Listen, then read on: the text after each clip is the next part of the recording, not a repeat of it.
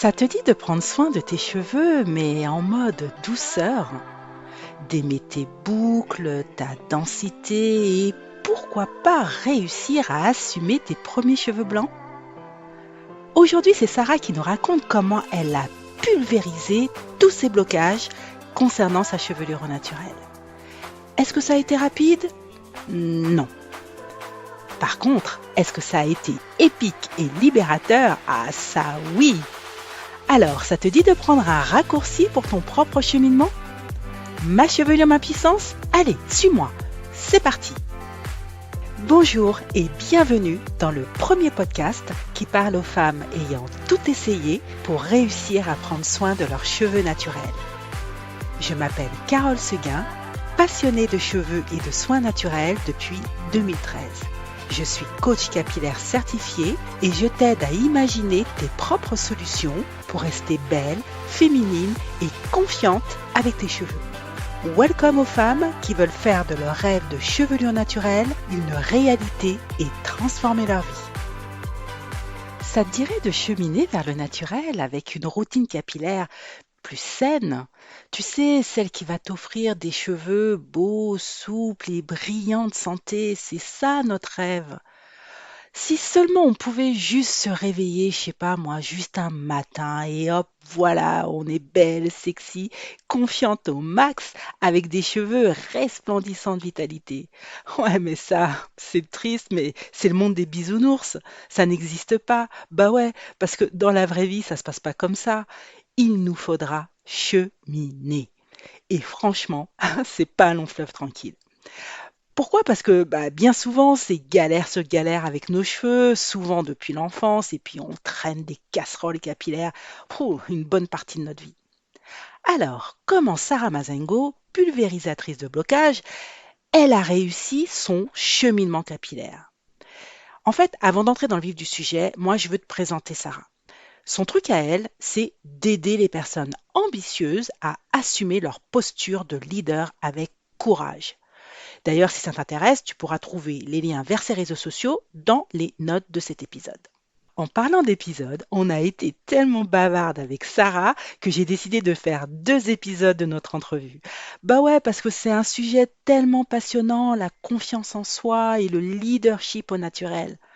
Alors aujourd'hui, on va s'intéresser aux premières étapes de sa vie, de l'errance capillaire, on va dire ça, au déclic qu'elle a eu, et puis jusqu'à la révélation de ses cheveux au naturel. Alors reste bien accroché. Le prochain épisode, lui, il sera plutôt focus sur l'émerveillement au naturel dans son business. Bah ouais, parce que tu le sais, tout est lié. Révéler tes cheveux naturels, c'est te révéler toi-même. D'ailleurs, pense tout de suite à t'abonner à mon podcast pour ne rien louper. Alors, installe-toi confortablement, ouvre bien tes mirettes parce que ça va déménager aujourd'hui avec Sarah. Et on se retrouve juste après. Alors, bonjour Sarah, dis-moi, comment vas-tu? Je suis hyper heureuse de te recevoir sur mon podcast, ça me fait super plaisir. Dis-moi, comment vas-tu aujourd'hui? Ben, je suis en pleine forme. Comme je te disais, j'ai fait une conférence hier qui s'est très bien passée et qui a impacté les gens. Donc, je me dis, j'ai apporté ma contribution et je suis très reconnaissante de continuer aujourd'hui encore à parler. Exactement, parler, c'est hyper important, effectivement, de faire entendre sa voix, développer sa voix influente. Et c'est pour ça que j'avais vraiment à cœur de te recevoir aujourd'hui, pour mieux te connaître, pour voir comment nos univers, finalement, peuvent matcher, parce que de toute façon, il y a forcément, rien ne se fait par hasard. Et on va passer un petit moment ensemble pour parler cheveux, bien évidemment, qui est mon sujet de cœur, mais on va parler de ton sujet à toi, qui est l'assurance et le leadership. Et on va s'intéresser sur la manière un petit peu dont nos cheveux, peuvent prendre une part, si tu veux, Hmm. dans le fait d'assumer son leadership, tant dans sa vie personnelle que dans sa vie privée. Est-ce que ça te va comme programme? Eh bien, c'est très bien. C'est super. Franchement, je valide à 100%. Ah, génial. OK. Eh bien, on va commencer la discussion en se disant, bah, finalement, pour faire le lien entre nos deux univers, bah, j'aimerais que tu reviennes sur ton parcours capillaire déjà et en indiquant plus spécifiquement peut-être de quelle manière ce cheminement qui a été le tien, ce cheminement avec tes cheveux, bah, comment ça a pu influencer, alors peut-être inconsciemment, mais en tout cas, comment ça a pu influencer ton assurance et ton leadership. Mm. Alors, en effet, moi, mes cheveux, je les aimais pas. En fait, je n'aimais pas mon physique au global et je n'aimais pas mes cheveux. Quand j'étais depuis toute petite, hein, là, quand je te dis ça, peut-être que j'ai des souvenirs quand j'avais 3 ans. Je regardais mes cheveux et j'ai trouvé affreux. Et pourquoi?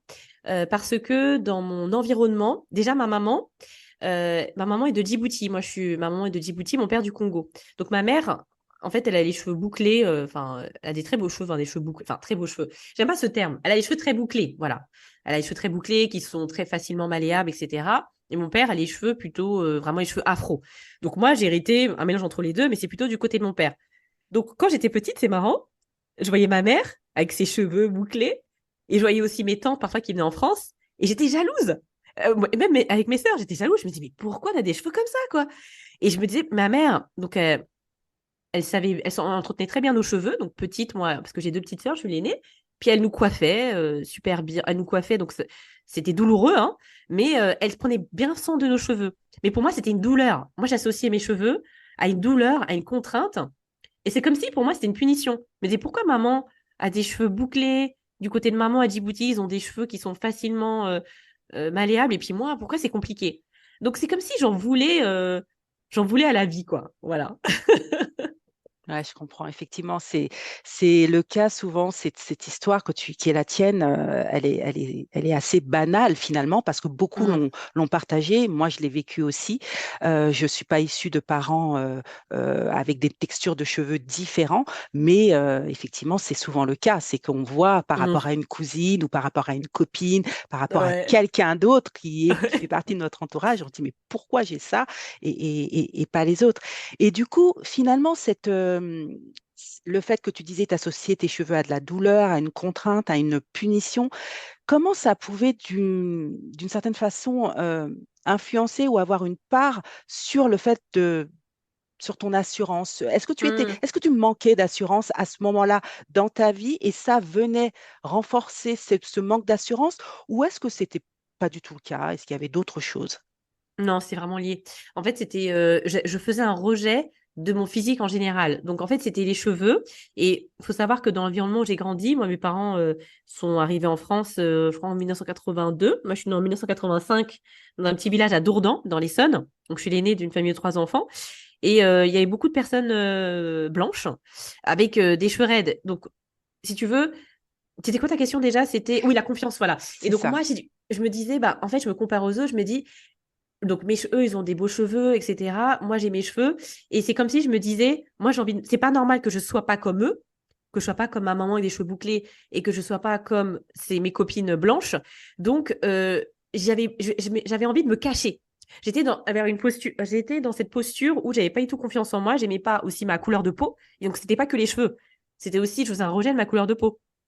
Donc, j'étais aussi dans un environnement avec quasiment que des blancs. Et c'est vrai que les enfants n'étaient pas très cool avec moi. J'ai subi quand même des trucs assez violents à l'école. Petite, hein, j'avais 6, 7 ans. Et moi, je me défendais pas. Donc, je me suis dit, purée, j'ai des cheveux comme ça. Je suis quasiment la seule. Ok, c'est hyper compliqué. Je trouve ça moche. Ma couleur de peau, je me fais aussi rejeter. Donc, en fait, j'avais absolument pas confiance en moi. Je me disais, il faut que je me cache. Je ne peux pas, en fait, me montrer. Donc, ce côté, ouais, je me montre aux autres, je suis visible. Non, j'ai dit que moi, je veux que personne me voie. C'était un peu le discours intérieur que j'avais. Et comme j'étais aussi toujours grande, on ne voit pas là, mais je suis plutôt grande, grande et mince, bah, c'était aussi mon physique. Je disais, ah, purée, je suis plus grande que tout le monde, je suis toute maigre. Enfin, les gens me disaient, ils se moquaient de moi, les enfants, ils disaient, mais tu souffres de la famine, des trucs comme ça. En fait, Et tu voulais te cacher, tu voulais que même personne te caché. voie et tout le monde te Ouais, voyait. oui, absolument, c'était ça. Et en fait, on me remarquait quand même. Voilà, Ben oui, c'était ça. Donc, l'opposé d'une jeune fille, hein, j'étais enfant, d'une fille, j'étais vraiment coincée, quoi. Voilà. Et jusqu'à je quel parlais très âge? peu. Pendant longtemps, hein, en fait, je suis restée comme ça, bah, toutes les maternelles, primaires, on va dire c'est au lycée. Au lycée, parce que ce qui s'est passé, parce que aussi les cheveux, c'est aussi son identité. Moi, je savais pas qui j'étais. Hmm. Donc j'étais dans une crise identitaire vraiment profonde, hein. Et le pire, c'est que j'en parlais à personne. Donc j'étais vraiment moi et mes questions existentielles, et je partageais pas. Donc ce qui fait que je parlais très peu, beaucoup de souffrance avec moi-même, et quand j'ai commencé un peu à m'émanciper, à ouvrir ma bouche, quand je suis arrivée au lycée, en fait, je suis partie de la campagne. Je suis partie dans une ville à Massy où il y avait beaucoup d'étrangers. Et là, j'étais étonnée parce que j'arrêtais pas de me faire draguer. En fait, tous les garçons me draguaient. Je dis, mais vous êtes sérieux? On m'a jamais regardé. Enfin, on me regardait vite fait. Et là, tous les mecs, Zara, mais t'es magnifique. Il y avait beaucoup de noirs, beaucoup de personnes d'origine étrangère. Et là, j'avais du succès. Je me suis dit, Hmm. mais c'est quoi ce truc? Et donc là, j'ai commencé un petit peu à me dire, bah, peut-être que mon physique, il peut être intéressant, peut-être que je peux être attirante, etc. Hmm, d'accord, effectivement. Tu voulais te cacher enfant, on ne voyait que toi et ça, c'était un gros problème. Tu es arrivé dans une grande ville, au lycée, où là, finalement, tu as rencontré des personnes qui étaient plus comme toi, comme tu as dit, il y avait plus de diversité. Et finalement, c'est là que tu as vu que bah, tu plaisais et que finalement, tu n'étais pas le vilain petit canard. Au contraire, tu étais peut-être même la petite Ouais, princesse. c'est ça. Voilà, donc j'imagine très bien le basculement dans ta tête par rapport à cette notion de confiance, de leadership. Comment ça a évolué ensuite après le lycée, lorsque tu as commencé à travailler? Alors, comment c'est volé? Déjà, je tiens à préciser justement ce que je parlais à la conférence d'hier. C'était sur le leadership. Donc, comment être un leader inspirant pour soi-même et pour les autres. Donc, j'ai fait la conférence en deux parties. Je disais comment déjà être inspirant pour soi-même. Parce qu'avant d'inspirer les autres, être inspirant pour soi-même. Et moi, j'ai remarqué que pourquoi j'avais pas confiance en moi. Donc, c'était cet aspect physique aussi que je rejetais par rapport à mes camarades, en fait, se moquaient de moi, hein. Ils disaient carrément, t'es noir, t'es horrible, etc. Donc, je vous cache toutes les insultes pas très cool qu'ils me faisaient quand j'étais en primaire, surtout. Et aussi, il y a un basculement à 7 ans, quand j'étais en CE1, il y avait ma maîtresse qui me frappait. Et pourtant, j'étais en France, hein. Donc, les gens sont choqués quand je dis ça. Elle était proche de la retraite. C'était une dame assez âgée. Elle était à l'ancienne, vraiment. Et comme j'avais des difficultés en maths, donc moi, je suis plutôt littéraire. Donc, j'ai toujours lu facilement, sans difficulté. Par contre, les maths, j'avais un blocage. Et comme je comprenais pas les calculs, eh bien, cette prof, elle avait fait un truc, ça m'avait marqué. Je n'arrivais pas à résoudre un calcul. Et après, ce qu'elle a dit, Sarah, c'est pas normal que tu n'arrives pas à résoudre le calcul. Elle m'a dit, avec tous les camarades de ma classe, on va partir dans une classe de CP pour demander ce calcul et tu verras que les élèves de CP vont pouvoir répondre. Et après, donc moi, je la suivais. Tous les camarades sont tous venus, m'ont suivi. On est arrivé dans la classe au CP. Alors, je sais plus c'était quoi le calcul. Et tout le monde a répondu. Et moi, je me suis trouvée tellement bête. Oh Et là elle me là. frappait quand je répondais mal. Donc, en fait, ce truc, déjà, j'avais pas confiance en moi. Et en CE1, bah, cet épisode, il a complètement, ça m'a traumatisée. Et ça m'a fait redescendre par rapport à mon l'estime de moi, mon intelligence. Je pensais être bête. Donc, mon physique, je le rejetais. Hmm. C'est pour montrer, en fait, parce qu'aujourd'hui, je suis coach leadership, mais je viens vraiment de loin. Je me trouvais vraiment gogol, quoi. Je dis, mais je suis gogol, c'est pas possible. Et ça, j'en ai pas parlé. Le problème, c'est que maintenant, je suis coach. Les gens me disent, j'ai un côté un peu thérapeute, etc. C'est-à-dire que je me rends compte que ce que j'ai mal fait, c'est que j'en ai parlé à personne. J'en ai parlé à mes parents à la fin de l'année et elle m'avait battu toute l'année. Donc, le traumatisme était déjà là. Alors que mes parents étaient ouverts. Mais comme ils avaient beaucoup de galères dans leur vie, je voulais enfin, ma mère, elle dit, mais Sarah, pourquoi t'as fait ça, quoi? Je voulais les préserver. J'ai dit, je ne veux pas les embêter avec mes problèmes d'enfants, etc. Donc, c'est pour ça que je dis, ce cheminement, c'est important pour les personnes qui nous écoutent de comprendre la confiance en soi. Qu'est-ce qui s'est passé dans votre enfance? J'ai encore d'autres traumas, mais je vais pas en parler là. Il y a parfois un épisode où tout a basculé. Et moi, c'est ça. Voilà. Exact. C'est important Exactement. d'identifier ça. Tu as complètement raison et bien d'insister sur ce point-là, sur ce trauma, sur cette association émotionnelle forte qui est Ouais. finalement, qui même grande, t'a suivi ou en tout cas était présent et se jouait en toile de fond. Cette humiliation, parce que moi je considère que c'était une humiliation ce que Oui. t'a fait Oui. cette maîtresse. Voilà, donc ça n'a fait que renforcer ce manque de confiance. Tu disais, je me trouvais bête, tu te sentais différent des autres, etc. Donc, Ouais. effectivement, il faut repartir de là. Maintenant, il faut qu'on se dise comment ça a évolué pour toi, comment les choses Ouais. ont changé et comment finalement tu as pris conscience. Donc, tu nous en as dit deux mots sur le lycée, le fait que physiquement, finalement, tu plaisais et que tu étais avec des gens qui voyaient en toi ta beauté. comment, comment ça s'est passé? Comment ça a évolué tout ça et surtout lorsque tu as commencé à travailler? Alors, comment ça a changé? Donc, du coup, j'ai commencé déjà à ce moment-là au lycée, me dire que je pouvais plaire aux hommes. Donc, du coup, c'était assez flatteur. Je me suis dit, ah, ok. Bien sûr. Et vraiment, quand je dis je me faisais draguer, mais tout le temps, quoi. Enfin, tout le monde au lycée m'avait remarqué. Je me dis, ah, ok. Donc, ça me faisait tout drôle de me dire que j'étais genre ultra populaire. Je suis passée de la fille que personne regardait, qu'on rejetait, à la fille ultra populaire. En Donc, ça fait, m'a fait du bien. à la fille, pas que personne ne regardait, on te voyait, On me mais on voyait. Oui, n'aimait c'est vrai. pas ce qu'on voyait, c'est tout. Et Voilà. toi, tu Ouais, c'est n'aimais ça. pas ce que les autres voyaient. Là, tu Voilà, c'est passes ça. à une fille qu'on voit toujours, mais Ouais, qu'on aime voir. Une question ouais. par rapport à ça, pour juste, comment étaient tes cheveux à ce moment-là? Comment t'étais coiffée? Oui. Alors, justement, mes cheveux, à ce moment-là, j'ai fait, alors au lycée, je faisais pas mal, j'ai fait tissage. Alors Mm, oui, alors au niveau capillaire, il faut savoir que j'ai commencé à défriser mes cheveux. mm. J'avais énormément de cheveux. Donc moi, j'avais vraiment une grosse touffe de cheveux, un afro vraiment dense, etc. Et j'ai défrisé mes cheveux assez jeune. Une amie de ma mère, je vais avoir 8 ans. Et j'étais contente du résultat. Donc j'avais des cheveux défrisés, peut-être un peu plus, peut-être 10 ans. 10 ans. Et le produit qu'elle utilisait était assez fort. Donc ma mère, en fait, elle était vraiment triste parce qu'elle voyait que j'aimais pas mes cheveux. Donc elle m'a dit, OK, il y avait une amie, je sais plus, qui était du Bénin, qui s'était proposé de me défriser les cheveux. Et moi, j'étais trop contente parce que j'avais des cheveux vraiment très raides et ils étaient longs. Donc j'ai dit, waouh, super. Et puis après, comme c'est quand même de l'entretien, j'ai fait pas mal de rasta. Voilà. Et après, je suis restée au collège, je suis restée avec mes cheveux naturels. Ma mère faisait parfois des rastas et parfois des tresses avec mes cheveux.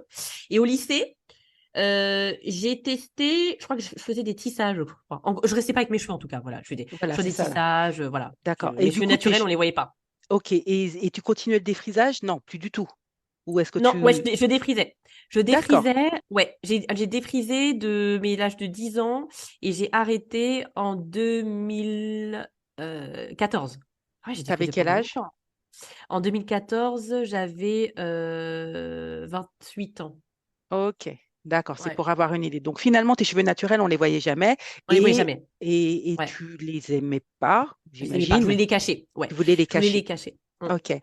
Mm. Après, comment ça se passait quand tu as commencé à travailler ta Ouais, relation à ta confiance et à tes cheveux? Comment ça se passait ok. du coup par la Alors, suite? comment ça se passait? En fait, si tu veux, mes cheveux, je les ai un peu oubliés. C'est-à-dire que je m'étais dit, mes cheveux, ils sont horribles.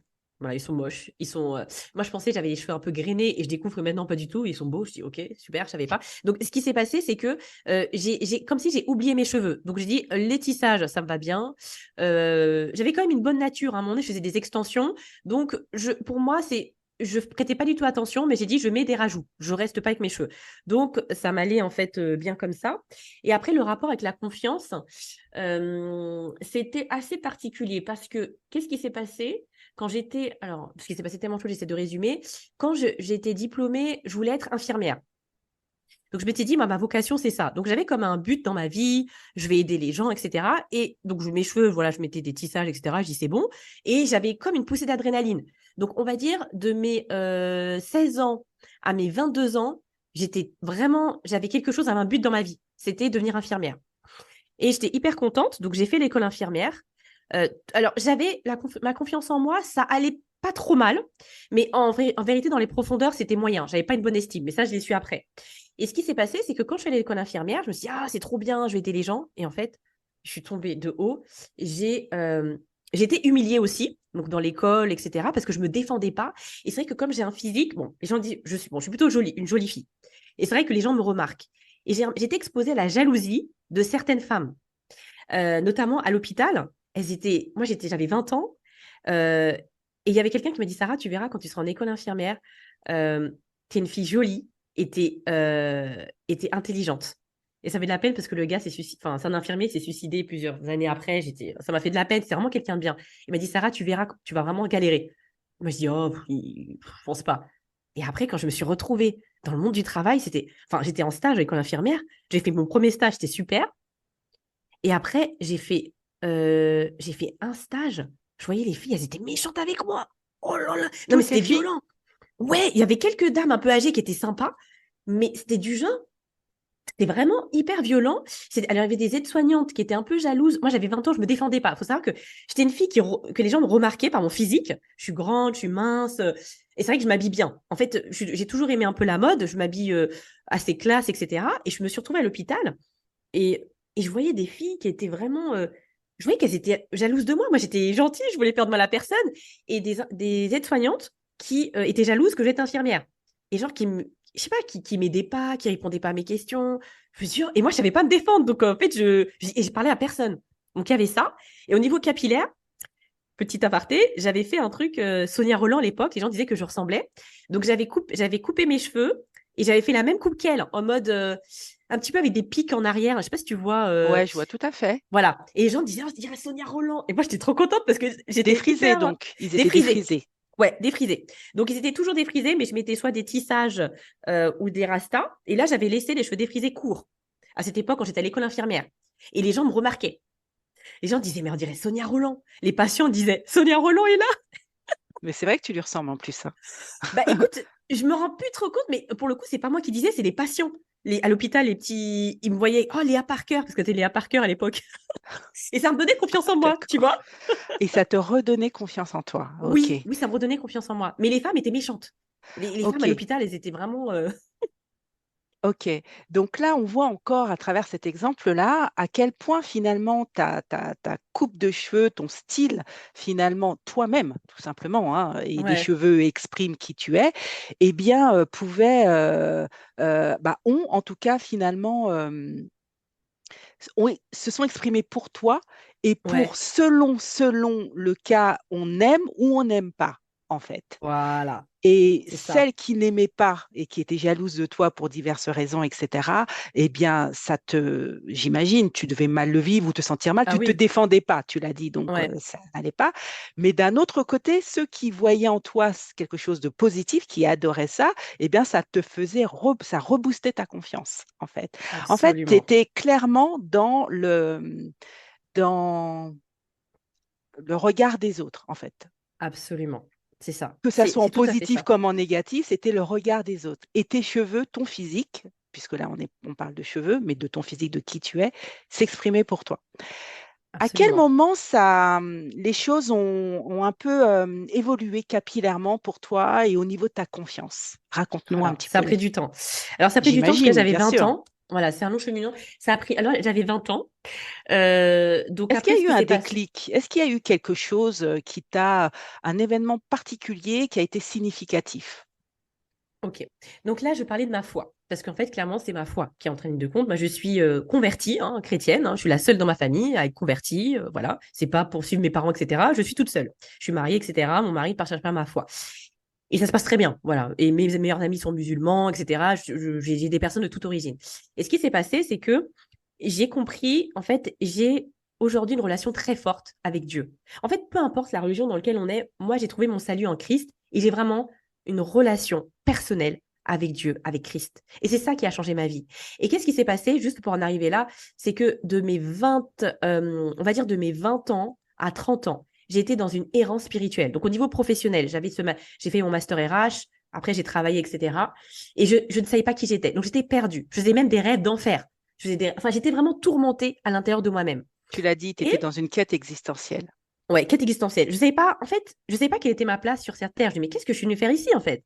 Mais ça me saoule, je sais vraiment pas ce que je suis venue faire. Soit disant, je suis jolie, les gens me remarquent, soit disant, j'ai du potentiel, mais je m'ennuie à mourir sur cette terre. Je vois la souffrance, j'en ai marre, c'est pas possible. Et c'est ces questions, mais je partageais à personne. Ce que je te dis là, personne ne savait. Même mes meilleurs amis ne savaient pas mon mal-être. Et qu'est-ce qui s'est passé? C'est que dans cette quête spirituelle, je me disais que le salut était dans la Bible. Je me dis, mais il y a la Bible, il y a quelque chose. Et qu'est-ce que j'ai fait? Je suis allée dans pas mal d'églises. Donc, j'ai rencontré mon mari à 25 ans. Et ça aussi, ça a changé ma vie dans la confiance en soi. C'est-à-dire que cet homme m'a aimé pour ce que j'étais. Parce qu'il y avait plein d'hommes qui me courtoisaient. Mais en fait, ils voulaient juste coucher avec moi. Voilà, j'ai vérité, ils me considéraient comme une belle plante verte, mais ils n'en avaient rien à faire de moi. Et j'ai rencontré mon mari et lui, il m'a aimé pour ce que je suis. J'avais pas besoin de faire semblant. Il s'en fichait complètement. Je dis, waouh, c'est possible. Donc, c'est mon mari aujourd'hui. Ça fait 12 ans qu'on est ensemble. Donc, ça m'a aidé dans mon cheminement. Mais il y avait toujours cette question existentielle.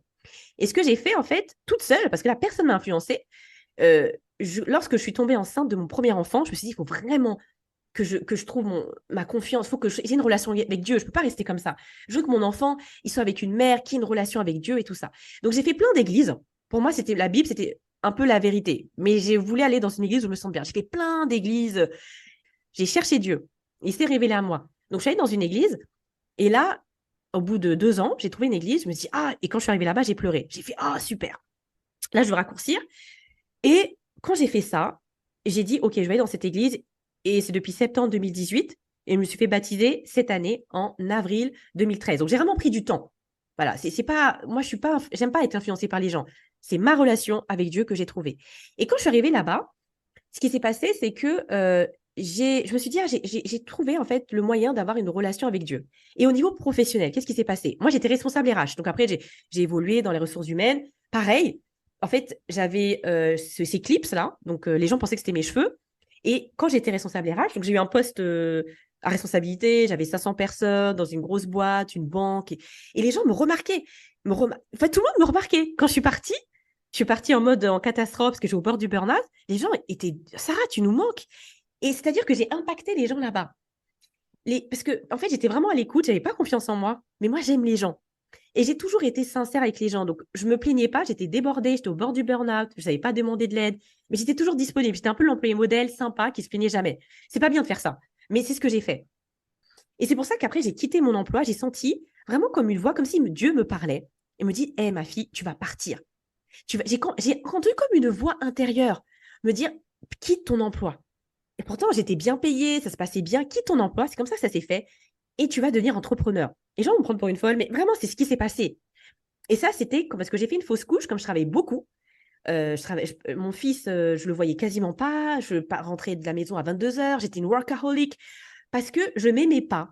Et en fait, je travaillais énormément pour cacher ce vide existentiel.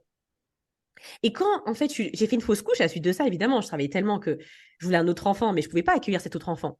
Et quand je suis tombée enceinte après de ma fille, je savais que le bébé allait tenir. Ça, c'était en juin 2018. Et c'est la première fois que j'ai entendu Dieu me parler. C'est la première fois de ma vie que j'ai entendu une voix intérieure en me disant, ta vie va changer. Je me rappelle, j'étais dans mon salon. Je savais que j'ai fait le test de grossesse.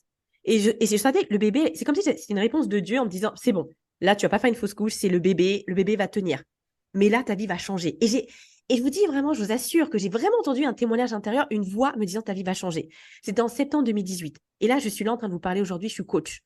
Donc, il y avait ça. Mais j'avais toujours, mes cheveux, j'ai trouvé toujours moche. Je me trouvais toujours moche. En fait, je me trouvais vraiment Tu étais toujours horrible. caché, toujours en train de les cacher, pareil avec les Voilà, tissages et avec les les tissages. mèches, etc. Voilà, Défrisage et compagnie. OK. défrisage. Et là, tu vas me demander le déclic. C'est ça qui t'intéresse. Donc, le déclic.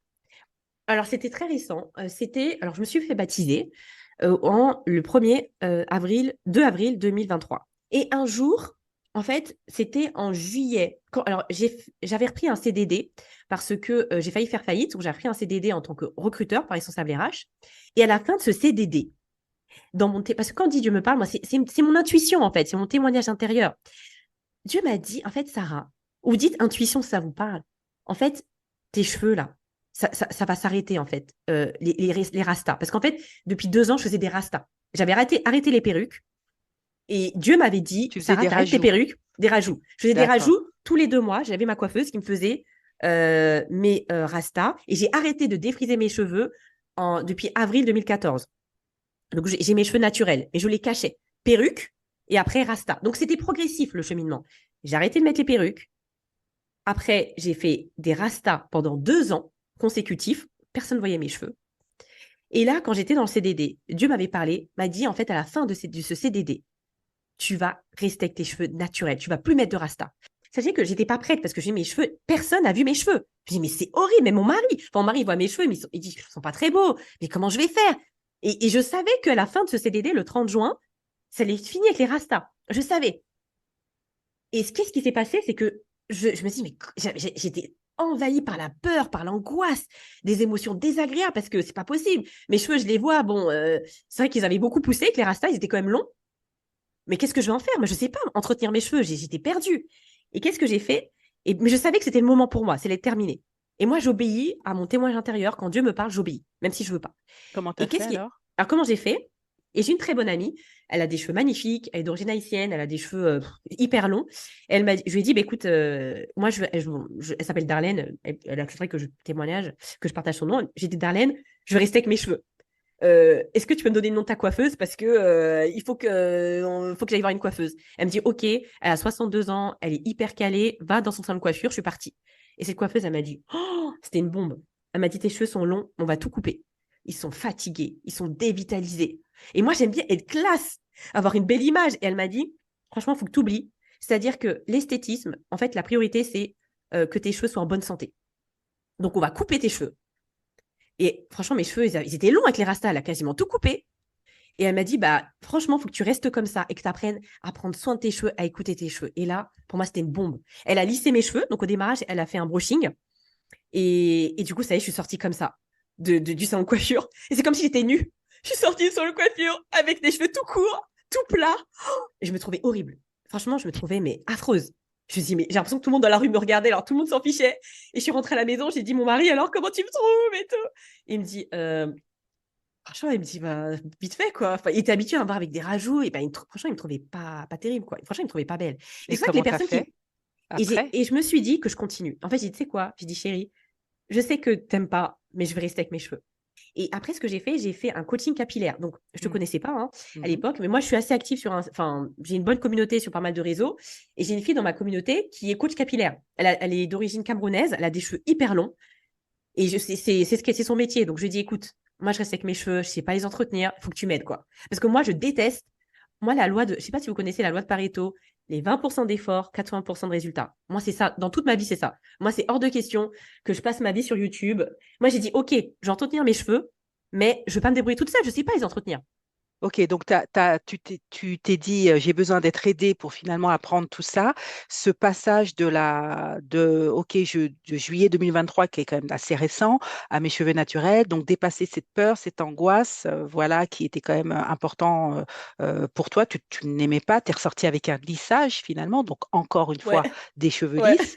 ouais. Mais c'était un processus, hein, C'est un finalement. Ce processus. coaching capillaire qui t'a aidé à apprendre comment prendre soin de tes cheveux. Donc, très bien.